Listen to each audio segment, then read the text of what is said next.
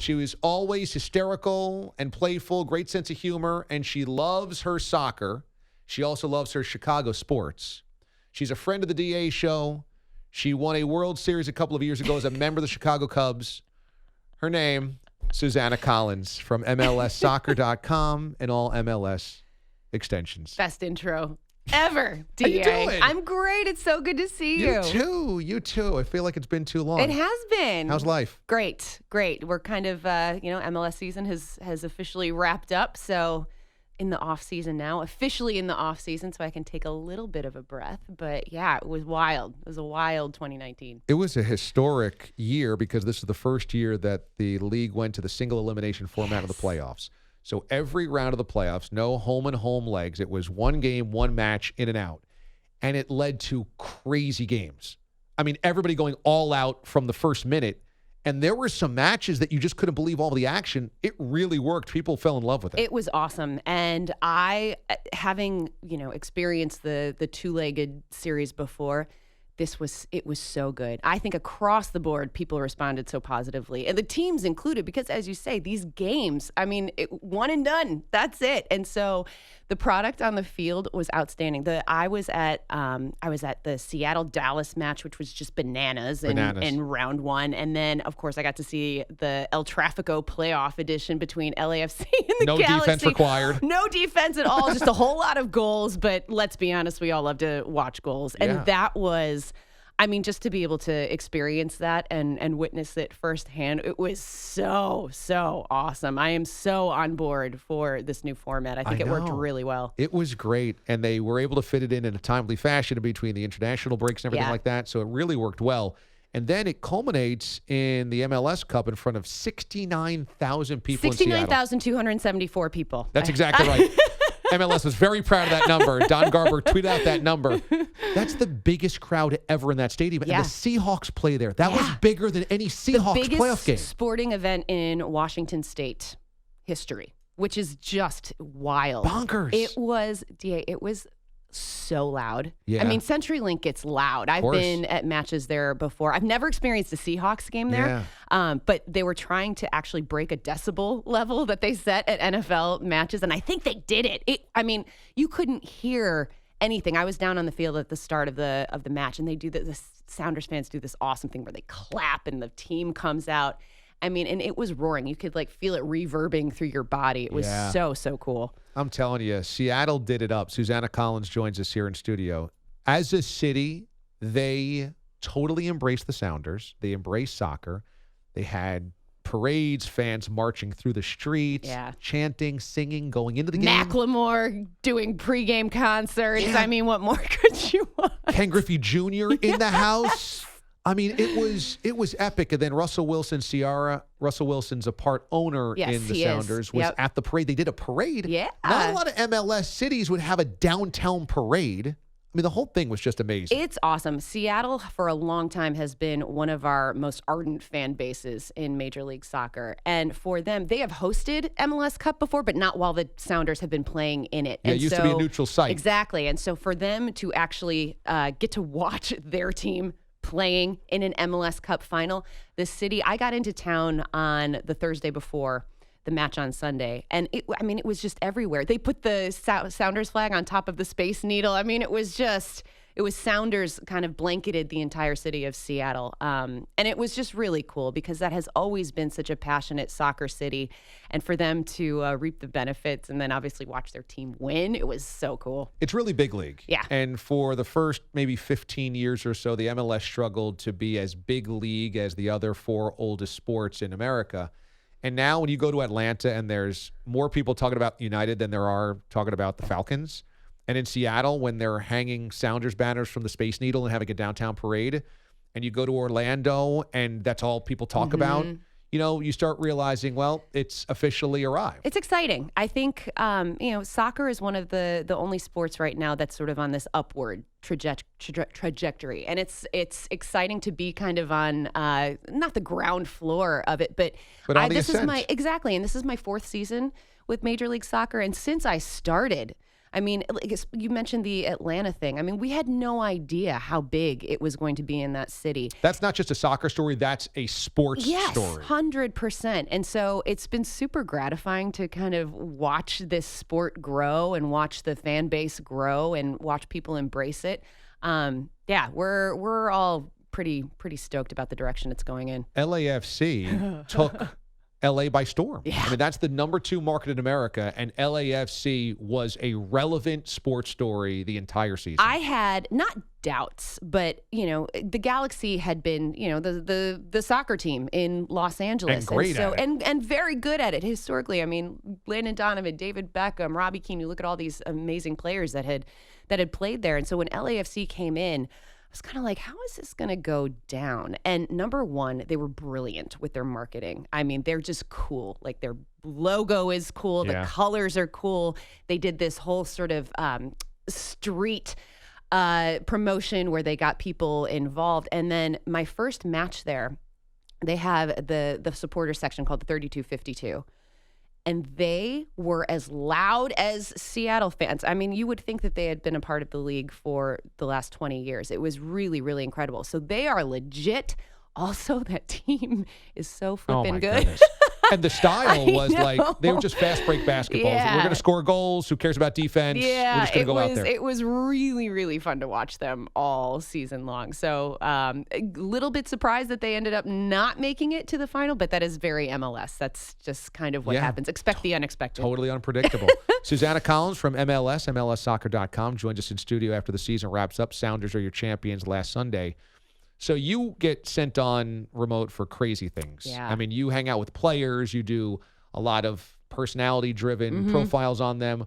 What was the most memorable or craziest excursion you went on with a player this year? Well, I got to go to Paris, which was not terrible. I got to go to Paris for the Women's World Cup. And we sort of, at the beginning of the season, we kind of come up with these ideas. And we were like, well, the Women's World Cup is going on. How can we sort of frame this in an MLS angle?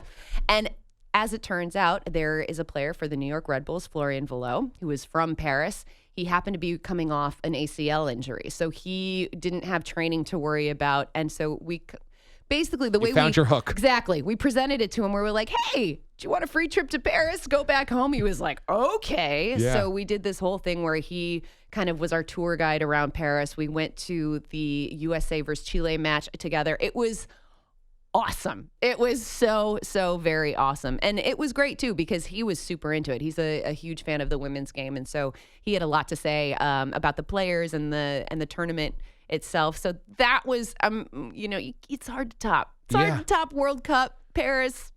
Does Paris food live up to the hype? My Lord, yes. It is known as the best eating city. 100%. My pants were a little tight when I got back from that trip. A lot of baguettes? A lot. So many baguettes and cheese and copious amounts of rosé. Just saying. When in Paris. Of course. What are you supposed to do? When are you ever going to get back there? Right, exactly. You've got to eat everything and drink everything. It was phenomenal. Crepes. Oh, God. Crepes just on every corner. What? Was the wine even better I mean, it just tastes better. I don't know if it's just because you're in Paris and you're sort of like, they pump something in the air there where you just feel magical. But yeah, everything tasted better. It was just incredible. I'm a huge beer fan. And when I was in Jamaica drinking Red Stripe, I'm like, I'll never drink anything else. This Red Stripe in Jamaica is the best tasting beer I've ever had. I might as well just drink this instead of water. And then I came back and I'm like, it's not the same. I went to drink pub beer in England and it just was like mind-blowingly delicious. And then I came back and I was like, not the same. It's like a Guinness in Dublin. Ireland. Yeah, it's like, what? This tastes like heaven. And then you come back here and you're like, oh man, this is so average. I am so glad you had a great MLS season because your Bears season. Oh no, I knew you were going to do this. I'm sorry we have to bring this up, but I knew you were going to do this. But you wear your Bears pride on your sleeve. Oh, it's DA. Can I just I was actually excited for this season. You should have been. I was very optimistic. The first time in a long time, I was like, and because of the shortened MLS season, I was like, I'm actually going to get to watch some of these matches on a Sunday. I was all in. Mitch Trubisky, let's go.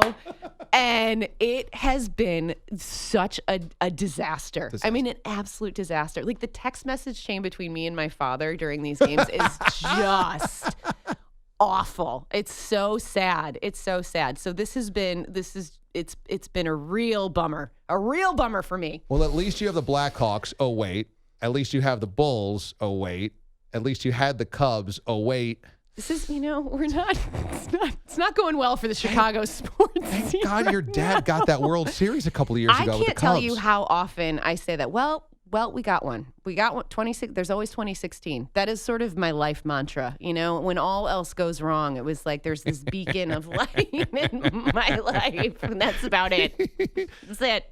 What you did was amazing. You and your dad got matching Cubs tattoos. Yep. After the World Series. We did. When was that agreed upon? So this ages ago. So I think we had come up with this back in like 2008. Like it was a long time ago. And my dad, he's like well into his late 60s and no tattoos whatsoever on this guy. Is clean cut. Didn't imagine Mr. Collins had many tattoos. No, exactly. And so I had said, and I had just gotten a tattoo, my first tattoo. And I was like, so we're having this whole tattoo conversation. And I was like, Dad. Was he okay with yours? He was fine. Okay. They were totally fine. It's very tasteful. Okay. So we were talking and I was like, Dad, if ever this happens, you and I are going to get matching Cubs tattoos. And he said, okay. We shook on it. He was like, I promise. He was like, this will be the one and only tattoo that I get because if the Cubs win the World Series, that is warranted. And so, we got close a couple years and we would kind of start the conversation. I'd be like, Dad, you ready? You getting ready? Getting ready for that tattoo? Start getting nervous? And then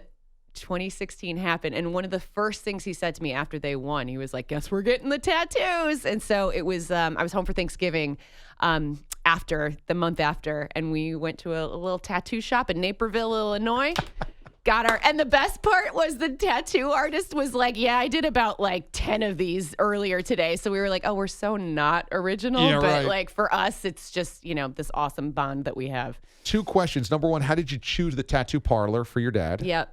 So it had to be close because my dad he is a creature of habit, and he hates. They live 25 miles outside of the city.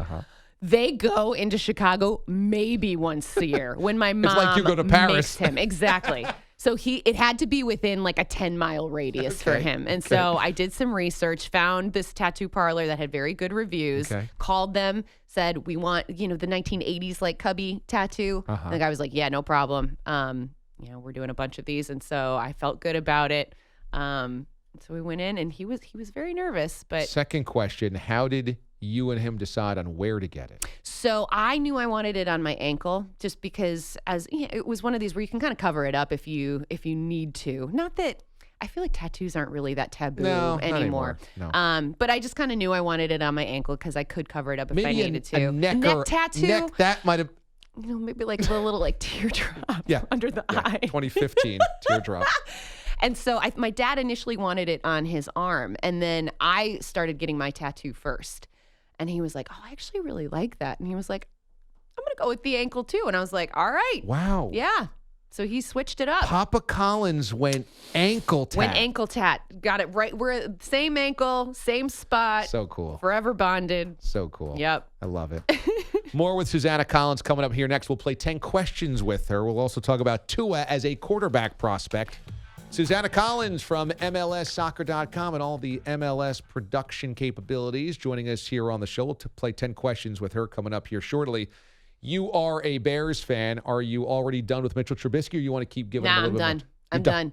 I get so I still get so angry. I remember that draft when they traded up for him and Deshaun Watson and Patrick Mahomes was there. Yeah. They were there. And I was like, what? Who? And then I start Googling this guy, and I was like, he played like 13 games at NC State. I'm like, this is so Bears. And then last year I got tricked. I was tricked. I was like, maybe he's the real deal. And now it's just my instincts were spot on. Yeah, they were right. DA. Yeah, they were it's awful. Right. Yeah, they were right. and so with Mitchell Trubisky now drawing the ire of everybody in Chicago, they're wondering if the Bears are going to be in the market for another quarterback, maybe Cam Newton, maybe they draft a guy. Trent Dilfer, who does a lot of analysis on these guys, actually said that Tua Tagovailoa is, quote, the single best prospect I've ever studied in my years of doing it. He's uniquely gifted in so many ways. Now, I like Trent Dilfer a lot. I think his analysis is really good. I always hesitate every time we hear this guy's the best I've ever seen because it feels like this happens constantly. I mean, I don't know about Trent specifically, but it feels like every 2 or 3 years this is the best guy I've ever witnessed. This is the best prospect ever. This guy's a slam dunk. This guy is going to have a 15-year NFL Pro Bowl career. People were talking about this with Trevor Lawrence last year after the national championship game for Clemson, that he was the best NFL prospect at quarterback since Peyton Manning, right? And now here's Trent Dilfer saying, well, no, actually, before Trevor Lawrence even gets here, it's Tua Tagovailoa. I just think we have to slow the roll on all these guys. I think Tua is amazing, and he has obviously a lot of ability, and he's a lot of polish. But Tua's also had 3 really bad games against upper echelon competition. Last year's SEC title game, last year's national championship game, and then Saturday against LSU. I got a tough time saying that Tua is the greatest quarterback prospect in decades if the last 3 games against really elite competition, he's been pretty underwhelming. And again, the second half was really admirable with his comeback against LSU, but every time I hear he's the best ever, the best since, I get really, really skeptical. But I did read reports that perhaps the Bears would trade for Cam Newton. You in on that? I'm fine. Okay. Yes. Okay. Yes. Let's get Cam. Proven winner. Honestly, at this point, it's like anything is better than what we got. So yeah, I was like making a push. I was like, let's get Eli Manning. He's not doing much. He definitely could use the work right now. I know he could use the work. Bring him on in. Why not? Anything is better at this point. You can watch us with Susannah in studio right now at watchda.com, available on any device. That includes your phone, your tablet, your laptop, your PC, because right now we are playing 10 questions. It's time for America's favorite game show, where we tell the studio guest what they should think. It's 10 questions, not taped in front of a live studio audience. All right, number one, Susannah Collins from MLSsoccer.com. How would you describe Zlatan's act at the end of El Tráfico, the playoff loss, for a family-friendly audience? Pure and utter Zlatan. It was like, I think he still thinks that he won. It's like, even when they lose, it's still Zlatan. But like, if a kid said, well, what did Zlatan do, Susannah? Zlatan was Zlatan. And that's all, it's like Zlatan has just become like an adjective now. He just doesn't. He gives 0 Fs, if you know what I'm saying. That's a good way to put it. Yeah. He kind of grabbed a part of his body that he probably shouldn't grab. He went full Zlatan. It was full Zlatan. That's what we expect. I'm going to miss that guy. I know. So entertaining. Unfortunately, no more Zlatan of the MLS, we found out today. Now, you were in Seattle for MLS Cup. Are you worried that catching fish in Seattle is now too cliche? Yes. Everybody did it. Everybody. I thought I was special. And then it was like, oh, Taylor Twellman's doing it. Oh, the commissioner's doing it. Nope. Not special at all.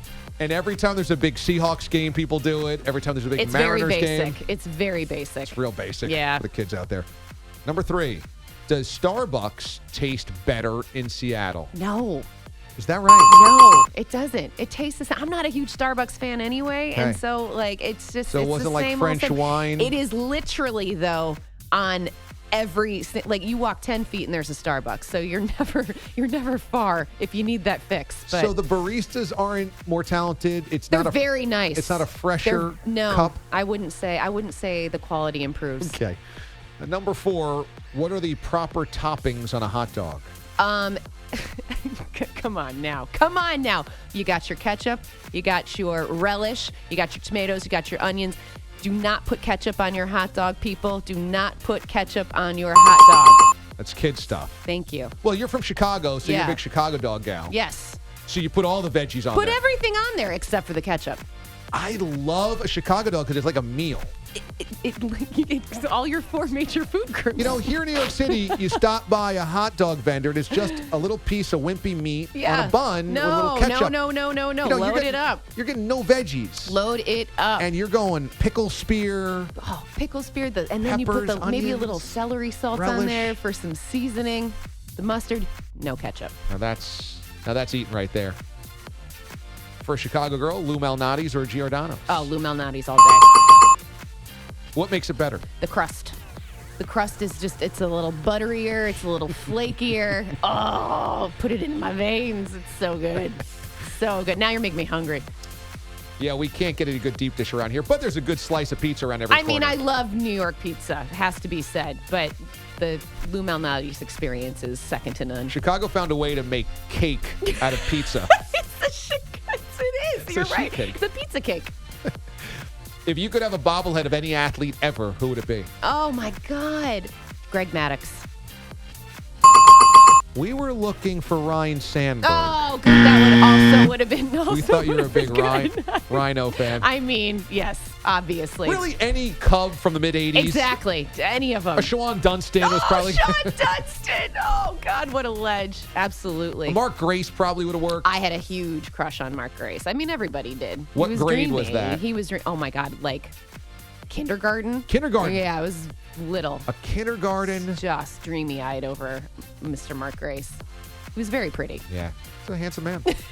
In honor of the Disney Plus release this week, what is the best Disney movie of all time? Oh, my God. I can't believe you're doing this to me. I am such a sucker for Finding Nemo. It gets me every time.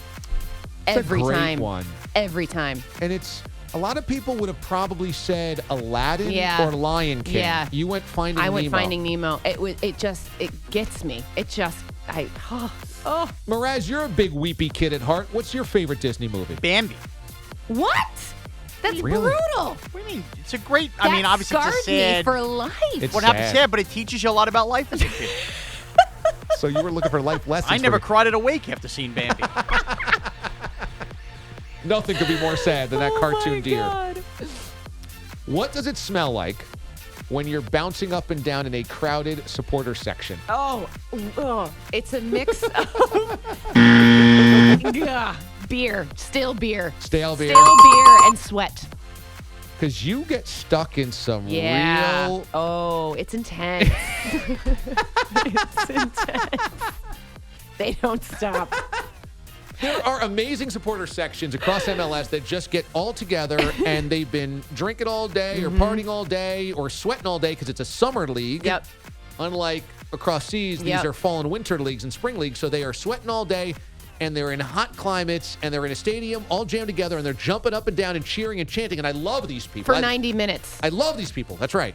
They don't stop. But then they have sardined you into a couple of these, and you're like jumping up and down, and I'm like, what does that smell like? It's not pleasant, TA. It's not great. You kind of get used to it after a while, but it's like when you walk into a hockey dressing room, and that and they have all the pads in the bin, and it kind of hits you in the face. Like it's like that, and then you sort of get desensitized to it. It's not good. It's not good. Number 9, would you have booed a kid that came to your door dressed as Trubisky for Halloween? I would have booed the parents. Yeah, we'll accept that. Yes. Did you see this happen at the United Center? A couple of weeks ago, right before Halloween, at a Blackhawks game, they interviewed a kid, 8-year-old kid in the stands. They said, are you going to dress up for Halloween? He said, yeah. They said, what are you going to be? He said, Mitchell Trubisky. The crowd booed the kid. Oh, my Booed an 8-year-old God, kid. that is so brutal. So Chicago. That's so Chicago. In a way, I'm kind of proud. I think you got to be a little bit. I don't hate it. I don't hate it.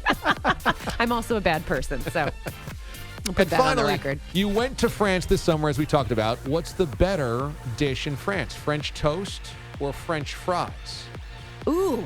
Oh, give me the pommes frites all day. Yeah. Yeah. Yeah, Did you have French good. toast there? I didn't have French toast. I ate a lot of crepes and croissant. Oh, the croissant. Croissant. So crepes, croissants, wine, and pommes frites. Pommes frites. Oh, so good. For those that don't know, pommes frites are like really thin. Super thin. It's string. not dissimilar from McDonald's French fries, I'm not going to lie. Yeah. Like, I mean, who doesn't love McDonald's French fries? And as you said, they just taste better because you're in France. But also, it's kind of like a chunkier, granular salt on Yes. it, right? Yes. And then they have all the dipping sauces. All the dipping sauces. Oftentimes a mayonnaise So based. there's a mayonnaise. There's usually some sort of aioli. Sometimes there's like a curry sauce, and then you got your regular ketchup. I mean, it's like a potpourri of accoutrements. Whereas I got to feel like if we ever get sent to Paris because maybe NFL Europe expands there or something like that, I got to get you in front of a pommes frites place. I'm sure I would go to You would town love on it. pommes frites. You'd love it. But I'm disappointed. How do you go to France and not have the French toast? That's where we got it from. You know, they just call it toast over there. Yeah, I don't know if it's actually different over there. I've been there twice. I don't remember seeing it offered.